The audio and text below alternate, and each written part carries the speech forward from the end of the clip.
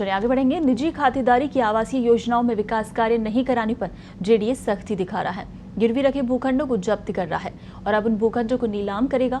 इसके तहत जेडीए की योजनाओं को देखें तो वहां पर भी स्थिति ऐसी ही है। वहां पर भी लोगों को विकास कार्यों का इंतजार है। शिकायत जेडीए में करने आते हैं लेकिन कोई सुनवाई नहीं होती। हालांकि सहूलियत की बात यह है कि 2020 के बाद जेडीए ने अपनी आवासीय योजनाओं का ढर्रा सुधारा है और विकास कार्य पहले कराना शुरू कर दिए हैं, लेकिन पिछली आवासीय योजनाओं में विकास कार्यों की कोई ठोस कार्य योजना नहीं बन पाई है। राजस्थान टाउनशिप पॉलिसी 2010 के तहत विकासकर्ताओं ने निजी खातेदारी की जमीन पर आवासीय कॉलोनियों का अनुमोदन कराना शुरू किया। हालांकि विकास कार्य की गति धीमी रही। कई बार जेडीए ने विकास कार्य कराने के लिए निर्देश दिए, लेकिन विकास कार्य शुरू नहीं कराए गए। इसी को ध्यान में रखते हुए पहली बार जेडीए ने गिरवी रखे 12.5% भूखंडों में से जब्ती शुरू की और अब तक जेडीए 180 भूखंडों को जब्त कर चुका है। इनकी जेडीए नीलामी करेगा और जो पैसा आएगा उससे कॉलोनी में विकास कार्य कराए जाएंगे। पिछले 5 वर्षों में जेडीए की करीब 50 आवासीय योजनाएं आई। ग्राहकों ने इन पर विश्वास भी जताया। 20,000 भूखंडों में से 85 से 90% तक बिक भी गए, लेकिन इसके बाद भी योजनाओं में यहाँ लोगों को विकास कार्यों का इंतजार है, जबकि जेडीए को इन भूखंडों से 500 करोड़ रुपए से अधिक की आय हुई। हालांकि पिछले वर्ष अगस्त में आई 4 आवासीय योजनाओं में जेडीए विकास कार्य करवा रहा है।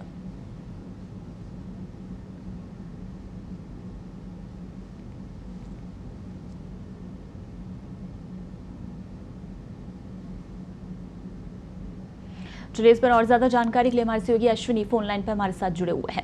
अश्विनी, जेडीए निजी खातेदारी की जो आवासीय भूमि है उन पर अब खासा सख्ती दिखाता हुआ नजर आ रहा है और काफी संख्या में भूखंडों को कब्जे में भी लिया गया है।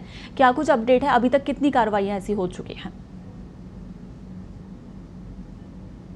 20 से 22 योजनाओं में कार्रवाई की है और वहाँ से करीब वहाँ पर जो निजी खातेदारी के भूखंड है उनको जब्त किया है और 180 भूखंड जब्त किए। इन्हीं भूखंडों से जो नीलामी होगी और उसके बाद जो पैसा मिलेगा उनसे कानूनी विकास कार्य कराए जाएंगे।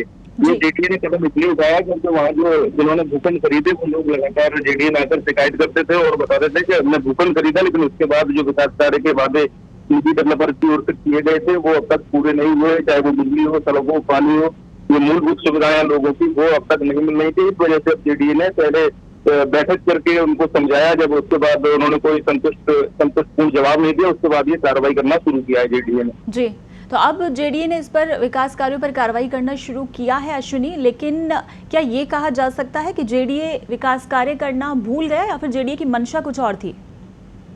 निजी खातेदारों ने तो विकास कार्य कराई नहीं, उसी की शिकायत लेके जो जेडीए पहुंचे और जेडीए को दखल देना पड़ा और जो निजी डेवलपर्स हैं वो कॉलोनी के जो प्लॉट होते हैं उसके 12.5% जेडीए गिरवी रखता है। वो इसीलिए गिरवी रखता है कि आप विकास कार्य नहीं कराओगे तो उनको बेचकर हम विकास कार्य कराएंगे। तो ये उसी प्रक्रिया का हिस्सा है जो पहले से तय था।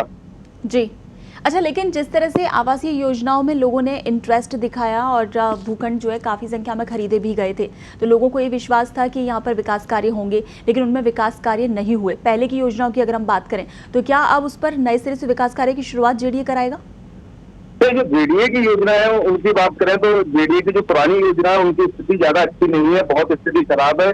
वहाँ पर भी जो मूलभूत सुविधाएं उनकी कमी है, चाहे बिजली, सड़क, पानी से लेकर सीवरेज लाइन तक नहीं है। लेकिन हालांकि पिछले जो 1.5-2 साल में जो नई योजनाएं आई है जेडीए की उसमें एक प्रारूप बदला है। वो इसीलिए बदला है क्योंकि जो पुरानी योजनाएं थी उनमें लोगों का इंटरेस्ट कम होता चला जा रहा था। लोग जो नीलामी जब लॉटरी निकलती थी तो बहुत कम लोग उसमें हिस्सा लेते थे। इसी वजह से पिछले 1-1.5 साल में पहले जेडीए ने विकास कार्य कराना शुरू किए हैं, सड़कें बनाना शुरू की है, सीवरेज लाइन डालना शुरू की है। तो एक बदलाव जरूर आया, लेकिन अभी तक जो पुरानी जो योजना है उनको लेकर अभी तक कोई ऐसी व्यवस्था लागू नहीं कर पाया है जेडीए कि वहां पर भी सुविधाएं विकसित की जाए। और ये कई बार माना विधानसभा में भी कई विधायक उठा चुके हैं। जी, अच्छा अश्विनी, जेडीए जिस तरह से कार्रवाई करता है, चाहे अवैध निर्माण हो या फिर भूमि पर कब्जा किया गया हो, जेडीए वहां जाकर कार्रवाई करता है, लेकिन जब जेडीए की शिकायत निकलकर सामने आती है, लोग पहुंचते हैं, जेडीए में कई बार पहुंचे भी हैं लेकिन कुछ हो नहीं पाया है। क्या कोई ऐसा प्रारूप या एक्ट है जिससे जेडीए पर भी कार्रवाई हो सके? इस मामले में जहाँ तक जानकारी सामने आई, आज सुबह भी कुछ अधिकारियों से बातचीत हुई तो इसमें कोई कार्रवाई का कोई प्रावधान नहीं है। इसी वजह से लोग लगातार शिकायत करते हैं। जब जेडीए में सुनवाई नहीं होती तो वो नगरीय विकास विभाग में जाते हैं, मंत्री के पास जाते हैं, और जी। उसके बाद जो थोड़ा सा जो सख्ती हुई है उसी का ये असर कह सकते हैं कि अब जेडीए ने जो नई योजना है उनमें विकास कार्य कराना पहले शुरू कर दिए हैं नीलामी से पहले। हालांकि अभी तक पुरानी योजनाओं को लेकर कोई दिशा निर्देश नहीं जारी हुए हैं, लेकिन जो जिस तरीके से लगातार बात हुई है अधिकारियों से, उनका कहना है कि नई योजना के तहत उन सब में भी विकास कार्य कराए जाएंगे, लेकिन कब कराए जाएंगे ये अभी तक तय नहीं है। जी, चलिए बिल्कुल अश्विनी, इस तमाम जानकारी के लिए शुक्रिया।